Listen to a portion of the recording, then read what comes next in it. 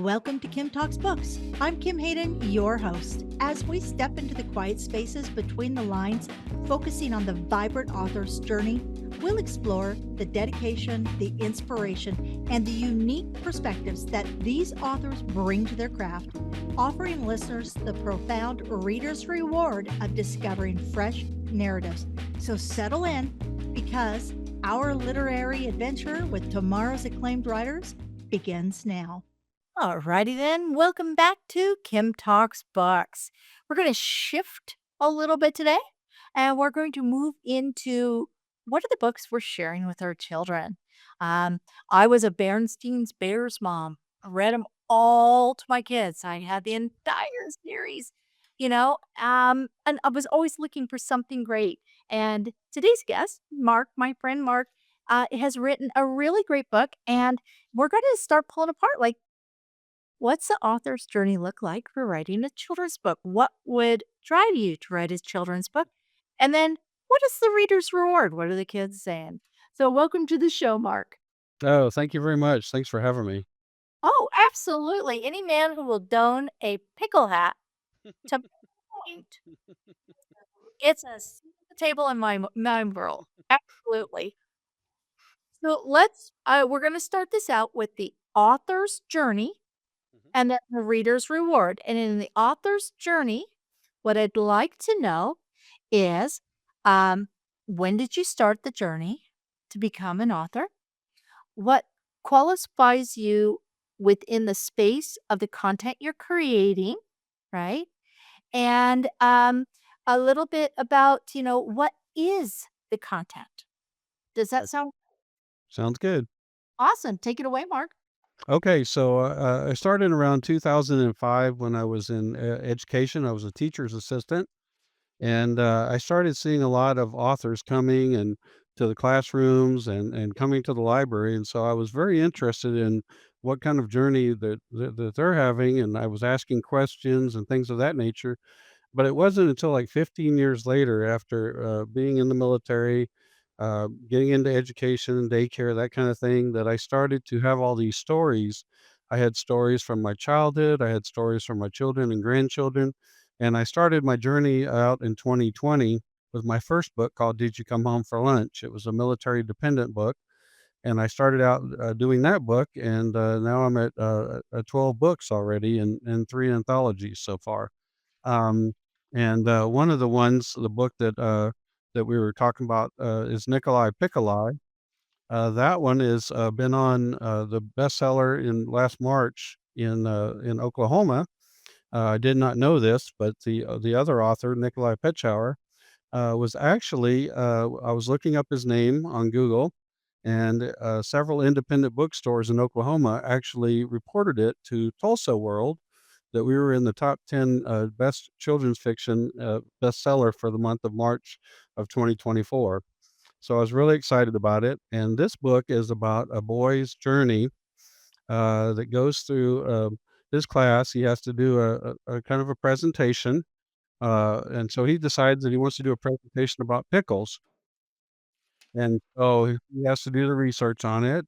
He has to make poster boards, but he's very nervous about having to get up and try to do a presentation. And then throughout the story, he seems to lose some pickles and ends up having them in his pocket. And after he has them in his pocket, he ends up putting them away for a couple of weeks after he's gone on Christmas break. And when he comes back, the classroom is really smelly and and all of that. But it's just a fun story. He actually hides some of the pickles in his house that his mom got for him at the store, and he hides them all over the place. And the mom finds them, and she goes, "Nicoli Picoli," and the classmates did the same thing. They said, "Nicoli Picoli," when they found out that he actually had hid. These pickles had been sitting dormant for 2 weeks inside of his back of his desk. And so the room was smelling and no one could figure it out.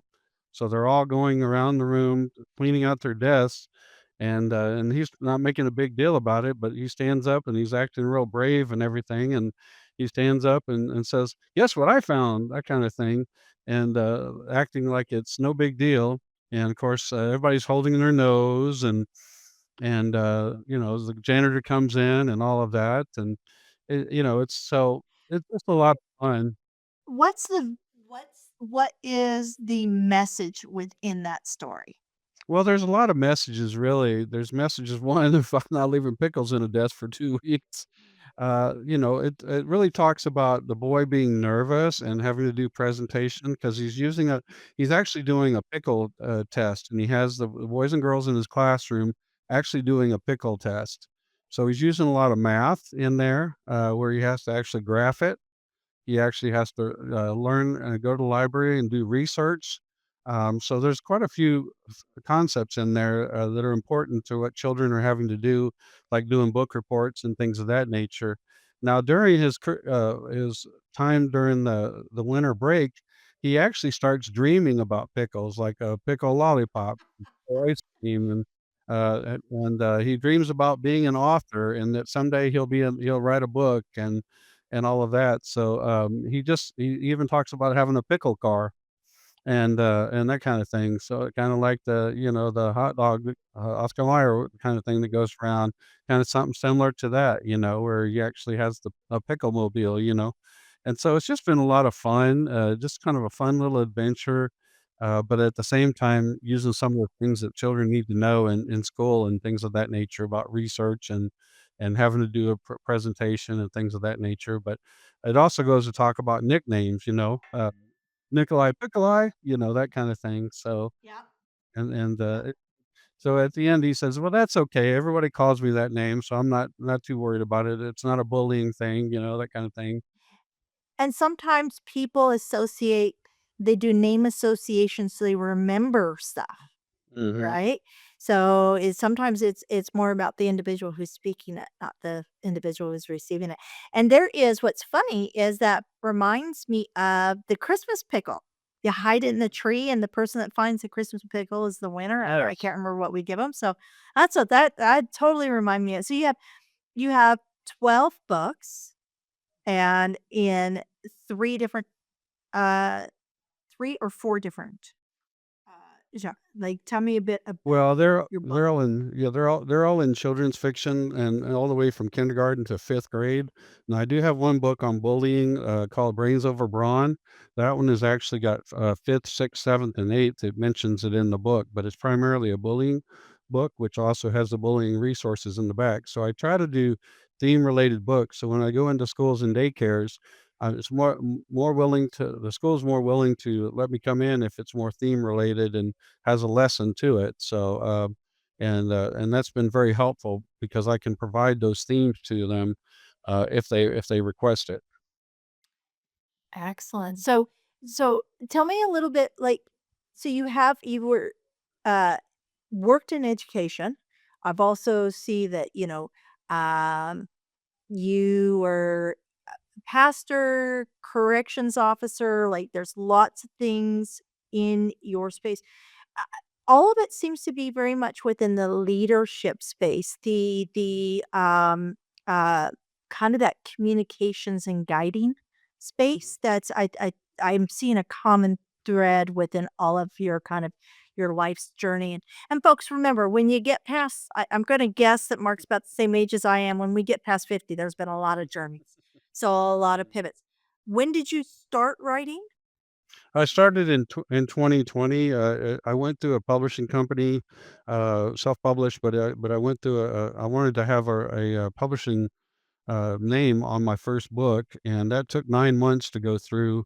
And then, I was really surprised my publisher because I had by the end of the year, I'd written, like, 6 books, and all of that. So they were very impressed that I had written so much, and not so much it's not about the number of books, it's I had these stories in my head, and typically what I'll do is I pre-write on some stories, and then I just put them on in some files and, put them on my door, and so I go to the next one and the next one and that kinda thing, and I come back to it and start revising that story, and I have all these in my head that I have to write down immediately. I'm more what they call a pantser, which is basically creative whenever I get the thought. I don't sit down every day and write, but I'm more of a pantser is what they call it.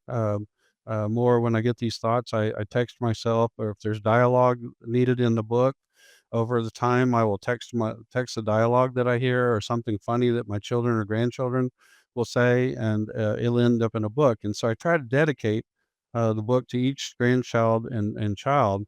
I have adult children now; they're in their 30s, and typically do that. I don't do it on every book, but I try to go down the line. Make sure nobody gets left out. To make No, sure no, nobody gets no, left out. and for me, it's all about literacy, learning, and legacy, and also making a difference in the lives of children. So those are the things that I really focus on the most. I've read to over 1,000 students, and done some things with the book bus, with a local school district's book bus, and also Read Across America on Facebook Live. I've done that. I've donated some books to the military dependents in the last couple of years, and so that's what I really love to do. In addition to that, I'm also involved in a lot of veterans organizations and writing groups like Oklahoma Writers Federation Inc. and Oklahoma Literacy, just things like that. Things that have to do with literacy in general. I really enjoy doing that. So Wow. I mean, and I agree. I mean, and literacy, I mean, is not to be taken for granted. And I think that over the last probably 40 years, we've taken it for granted in North America, and because of that, we've seen literacy rates fall. I also think that's in conjunction with, you know, introducing computers into classrooms, so we're not writing, right? And writing, I'm actually sitting here, I take notes during my entire I'm writing so that things so you recall. It's proven that when you write, you recall. Um, and so literacy is at the end of the day, it's essential. It's knowing how to read is really and, my youngest, is dyslexic and, watching her struggles and how hard she fought to learn to read, um, it's not something we should take for granted, and having people like you out there supporting that initiative, giving that initiative strength is important. Um, so you went on this mission to get these stories, these things that have always been part of you. It's just I guess maybe an extension of your life mission, right? yes. Um, how did you find why did you go traditional publishing and how did you find your publisher? Okay, so actually, I didn't do traditional publishing. I did go through some publishing companies. I went through several of them. Archway Publishing and Palmetto Publishing were two of the ones that I went through. And again, everything that I do is self-published. I do hire out illustrators and formatters and things of that nature, as well as like narrators. I try to get books onto Audible, and I try to do Kindles. I try to get the ebooks on global distribution and my books on global distribution. So I do have some in the library. I don't have all of them in the library, but I try to do that not only in Oklahoma, but also in the state of Florida. I have several libraries in Florida that I have books in, and so I just really like to do different options. I have had my books in the bookstores. As you know, it's awful difficult in the bookstores because there's so many books, and it really depends on where they put your books, where they locate your books. What part of the store are they putting it in? What emphasis are they placing on local authors and that kind of thing? So that's been the biggest challenge for the last couple of years. But I just basically, if it wasn't selling in a bookstore, I would just basically redistribute them and donate them to military children. And that way there's over 100 or more kids or children that are getting books, that they didn't have to pay for, and they get to choose, so it's not like they're stuck with one book. We lay out the books, and we did a little event at the zoo in Oklahoma City, and we just said, would you like to get a free book? And we'd sign the books and dedicate it to each child that went through and stuff that were military dependents. So, and Well, it's and that's what an amazing way to build community. What an amazing way to build community. Um, Oklahoma City. the Riverfront District Mhm. on my list to visit because I guess the restaurants and the entertainment, I had no clue that there was a riverfront district in Oklahoma City. Mhm. So I thought that was very cool. So I can't recall how I came up with that, but it's like stuck in my head along with Kansas City is the city of fountains and I got all sorts. I'm the trivia lady with useless trivia. So it's not useless though. If I go to Oklahoma City, I'm gonna go to the riverfront, right? Yeah, there's a lot of cool things. I mean, we're actually gonna be hosting part of the Olympics. I think it's in 2028, I believe. A couple of the sports will be, will be, hosting and all of that. So I think that's really cool for Oklahoma. Oh, and I think everybody is a home, right? Every place is a home, and I love how you're building community because I think community is what makes a space, what Yeah, it's makes a very place. important. I mean, Simon and Schuster told us that they don't know who you are until they know who you are. And you really got to get out in the community and participate in vendor events and I participate in book festivals. I've had books go to the San Diego Festival of Books. I've had books go to Miami Book Fair. I've had book that was in Times Square at a Archway Publishing Conference with 200 other authors from age 9 to 90. So I mean, it's really getting the word out on you and what your mission is and again, that's how it kinda really started was military dependence. I've written 2 well, actually 3 books that are military, and I'm looking at a 4th one, hopefully next year that I'm gonna be, working on. I've already pre-written on, and now it's just a matter of, revising it and sending it to hopefully a hybrid publisher is what I'm looking at now, so. Yeah, hybrid, that's what I've heard is hybrid is a really good kind of balanced space. Um, but it's all because then you get somebody kind of working with you on it Mm, as opposed mm, to you doing all of it on your own. mhm, And I think what most people don't realize for authors that even though it is a passion, it's also a business. And you have to market it. You have to you not only are you creating, but you're also stepping into spaces like marketing and you're stepping into spaces of e-commerce and you're stepping in all these places and there's just it's near impossible to meet all those spaces, right? So mm. getting somebody to kind of work with you is a good thing. Let's with the kids, what is your goal for the kids when they get these books? Not only do they get something that's theirs, especially the veterans' children, right? They get something Mhm. that's theirs, and we know that a lot of vets and a lot of people in the military, they don't make a ton of money, right? So Right. when we can treat their family special, so their family can have that pride with the parent or the grandparent, that always helps, but what is it that you think the kids take away from these books? I think really the theme of the book, I've done books on bullying, I've done books on problem solving, and how a little girl actually went through her problems that she had, and how she figured out how to get over those problems.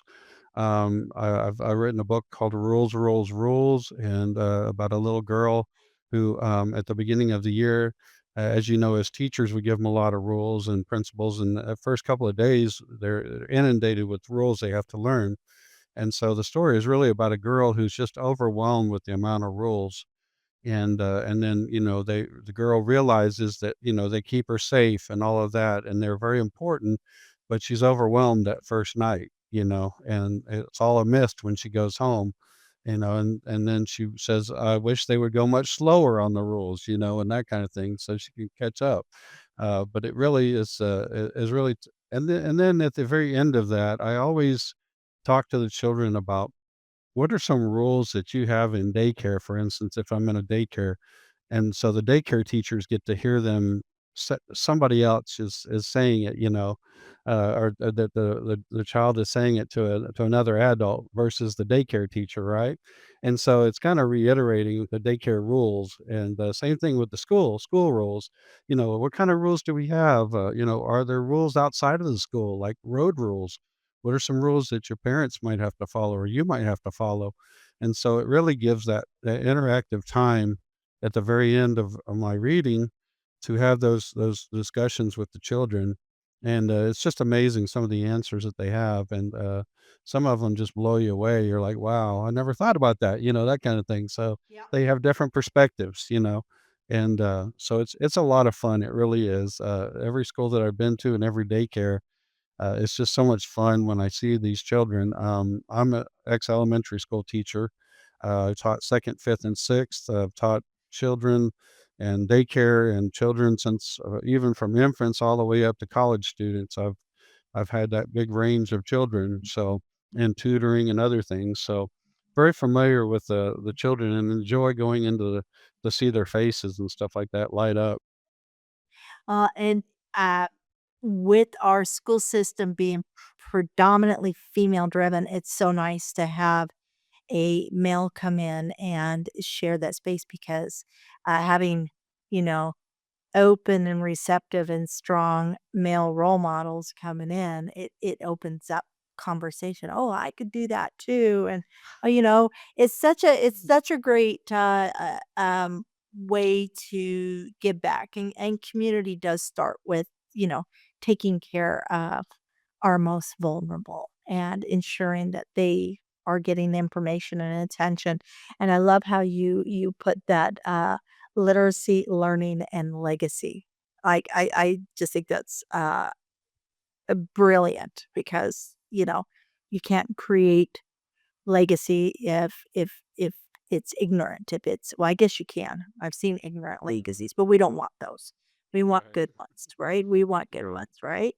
Um, and you're currently working on how many books are on the back of the door right now? I've got about 4 or 5 that I've already written up, I'm pre-writing that, I've got coming out. I've actually was going to put out another book, coming up in August. It was going to the illustrator, and I actually switched gears because I'm actually working with because I taught 2nd grade, and I'm working with another 2nd grade author who was also a teacher, and since we both have been educated and all that, in the school system, we basically are gonna be doing a book about bullying, so, we're actually in the process of revising and editing and all that part of it, and then, in August, it'll go on to the illustrator and start the illustration process, and I'm really excited about that because, it's gonna be really cool. It's about bullying, and this will be the 2nd book about bullying, and so I'm excited about that. On the illustrating part has to be super fun too because children's books are so vibrant and so beautiful. Yes, yeah, and we're gonna be working with a author, an illustrator on TikTok, and, I've worked with, the one that did Nicoli Picoli was actually Iris Davydenko, and she's a Ukrainian, living in Spain, I think now, but Ukrainian illustrator. Awesome. Awesome. Well, books bring us together and make us smarter, and it's such an amazing investment to give a child a book. Like my children still joke, the Berenstain Bears and the way I Mm, I I loved Dr. Seuss, and just, mhm, my sister, huge shout out to my sister Nicole. She is still reading with her daughter, and her daughter is 11, but now her daughter reads to her at night. So that's start awesome. those habits early, and create those communications and leave the legacy for your children. I always like to do an exercise at the end of every show, and the exercise is 9 words of impact. So these 9 words are, and you'll fill in the blank. The 9 words are: when you read my book, just pick any one of the books. Nicoli Picoli, Mhm, you will learn, so you can, right? So the 9 words are: when you read, you will learn, okay, so you can. okay, so Close we'll do us that. out, Mark. Alright, so we'll do, the "When You Can," or the first word you said, I'm sorry. When you read, So when you read Nicolae Piccoli, you'll be able to learn about, you'll be able to learn about doing presentations. You'll be learn about, mathematics. You'll get to learn about graphing, and that kind of thing. You'll learn about an adventure that he goes on. You'll learn to do some research to find out if a pickle is actually a vegetable, or is it a fruit, or is it other? So that's one thing you have to figure out. Is it a vegetable? Is it a fruit, or is it other? And so you can. And so you can uh, be able to use this information to be able to do it next time you go to the store. And when you see the pickles, you'll say, wait a minute, is it in the fruit section? Is it in the vegetable section? Where is it located at? And then I always give them a hint. So I always tell the children, I'm just like, well, where is it located at? But I never tell them which one it is. I never tell them if it's a vegetable. I never tell them if it's a fruit. And I always ask them, "Where do you find pickles?" And they go, "Oh, we find them over by the watermelons." "No, no, you don't find them over there." "Do you find them in the fruits?" "No." I said, "Do you see them on the shelf around, like, where the mustard and mayonnaise and all that is?" And they say, "Yeah." I said, "Okay, well, what is it then?" Okay, because a pickle is a cucumber, right? And the cucumber is a vegetable, but but it also has seeds, which could make it a fruit. Because to be a fruit, it has to have seeds. And so that's kind of a fun little research thing that they need to be able to figure it out. They need to look up Moral of the on the internet. story is the moral of the story is I can eat all the relish in my cupboard and feel that I've had a full dose of my vegetables. And Oh, so Lord. there's so much on the internet about it too. Some people say it's a fruit, some say it's a vegetable, some say an off brand of a mixture and all of that. And so it's it's just a kind of a I never tell them what it is or what I think it is or what that I let them go out and research it and see how much fun it is to research and figure out, what is it actually? Because that brings up a good Excellent. point. It's got seeds. Hmm. Yep. Yep. Mark, you are lovely. Keep doing the good work you're doing. Thank you. Um, and next time you go down to the riverfront and you walk along and you go and grab a burger or have a dinner out down there, think of me. Think of me. Maybe take a picture or post it for me because it's on my list. Sounds good. Excellent. Thank you, Thank Mark. thank you so much. Thanks for having me.